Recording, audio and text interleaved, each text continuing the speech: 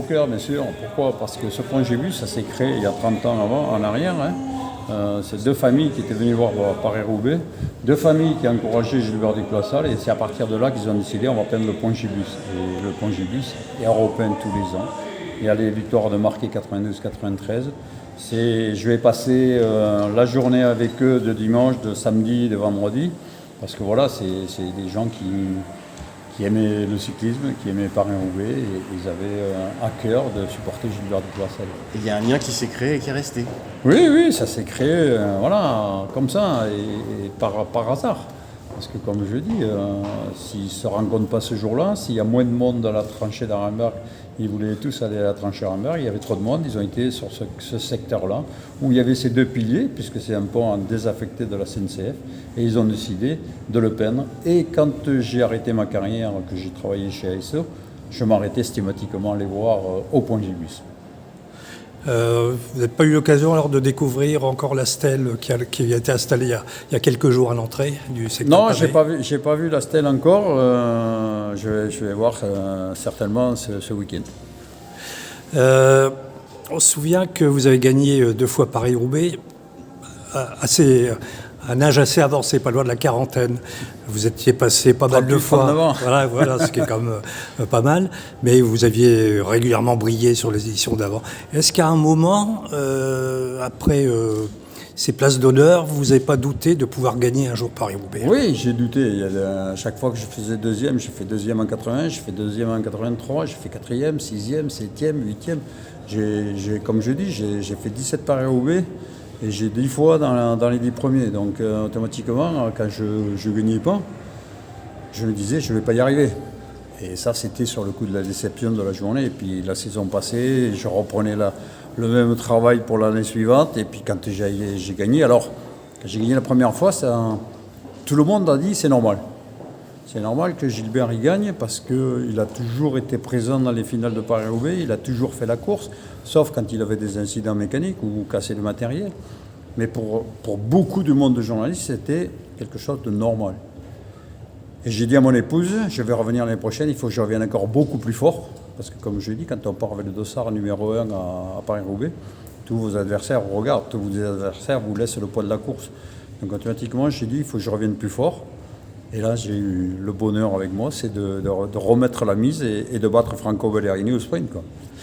Je me souviens aussi, vous prépariez toujours spécifiquement Paris-Roubaix, mais pas comme les autres. C'est-à-dire, vous faisiez le tour du Pays Basque et assez peu les courses flandriennes. Vous n'aimiez pas ces courses? Non, si vous voulez, quand j'étais à la maison, parce que j'ai fait les premières places que j'ai fait dans Paris-Roubaix, le programme il était complètement différent. On faisait la route du Sud et on finissait le vendredi, puis le dimanche, c'était Paris-Roubaix. Et après, quand les changements de date ont été décalés, il n'y avait plus de course à étapes et je faisais toujours des places à Roubaix, mais je sentais que ce n'était pas ma préparation idéale. Et puis j'ai dit un jour à Roger Léger, j'aimerais qu'on refasse une course à étapes. Et on a fait le Pays Basque. Donc je finissais le Tour des Flandres et je partais directement au Tour du Pays Basque et je faisais jusqu'au vendredi. Pour moi, c'était quelque chose d'important. 2, je me mettais à l'abri de tous les médias qui voulaient me solliciter dans la semaine et qui ne pensaient pas que je devais faire des heures et des heures de vélo pour être dans le final de Paris-Roubaix. Et ça soulageait dans la famille, parce qu'il y avait une certaine tension quand ça approchait Paris-Roubaix, de dire, est-ce que je vais être prêt, est-ce que je vais être pas prêt? Parce que comme je dis souvent, une course d'un jour, quand c'est le départ donné, on jette les dés et puis ça tombe sur votre numéro. Mais il faut être fort pour que ça tombe sur votre numéro. Une course à étapes, on peut se cacher un jour. Quand on est leader, on peut se cacher un jour. Vous avez l'équipe qui peut vous emmener et on ne s'en aperçoit pas. Bien sûr, si c'est une arrivée en altitude, ça sera compliqué pour le leader. Mais si c'est une étape de moyenne montagne ou de plaine, on arrive à le cacher et il peut aller gagner la course. Et c'est la course d'un jour, vous êtes bien ou vous n'êtes pas bien. Et quand j'ai voulu me préparer pour le Tour des Flandres, comme après les Flandres me préparer au Pays Basque, c'était un peu à cause de ces éléments, de dire je me mets un peu ouvert. Alors les journalistes venaient me voir, mais ils savaient que après l'étape du Tour du Pays Basque, j'avais le massage, j'avais tout ce que je devais faire, et je leur consacrais 1 heure avant le repas de 19h30, 20h. Et aujourd'hui, est-ce qu'on peut dire que ça reste, Paris-Roubaix, ça reste une course vraiment pour les coureurs mûrs, je dirais pas âgés, mais difficile de gagner Paris-Roubaix avant 30 ans, peut-être? Disons que ça reste pour des coureurs, on le voit aujourd'hui, il y a des jeunes coureurs qui gagnent très tôt. qui ont des qualités énormes, comme Pogačar, qui a des qualités de rouleur extraordinaires. Comme je dis, il est capable de tenir les watts sur un secteur de pavé, du départ de l'entrée du secteur à la sortie du secteur. Il est capable de tenir 400 watts sans problème. Et c'est comme ça qu'il fera la différence. Je dirais que voilà, c'est ça. Mais ça reste toujours, comme je dis, les courses où il faut avoir une certaine connaissance.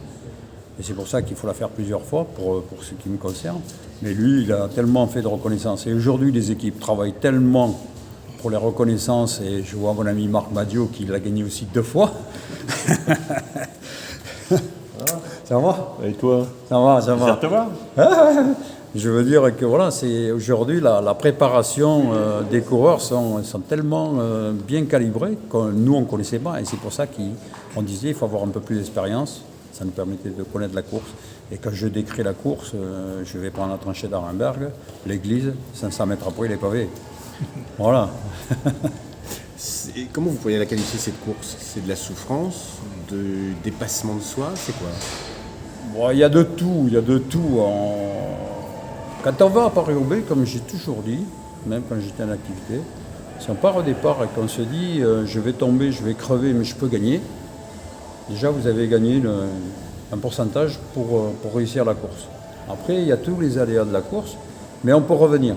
Si je prends l'année 93, je tombe à l'entrée de la tranchée, c'est Francis Moreau qui me donne sa roue avant, je reviens devant, je recrève, je reviens une nouvelle fois devant et je tombe quand une grosse équipe m'appelle. Donc là, il a fallu réfléchir et c'est ce qui m'a permis d'avoir cette connaissance de la course et de me dire, lui, il a fait ça, lui, il a fait ça, lui, il a fait ça. Donc lui, il va attaquer. Et quand Valérien est attaqué, j'ai sauté dans sa roue et c'est comme ça qu'on est parti. Après, que ce soit lui ou moi, quand on voit les images, on était aussi forts l'un que l'autre, on n'arrivait pas à se départager. Et quand je suis arrivé dans le final de Paris-Roubaix, dans les derniers kilomètres, j'ai dit maintenant il faut que je le fasse craquer dans la tête. Et c'est ce que j'ai réussi à faire, et c'est comme ça que j'ai pu le dominer au sprint. Merci beaucoup. Merci beaucoup, Gilbert. Voilà.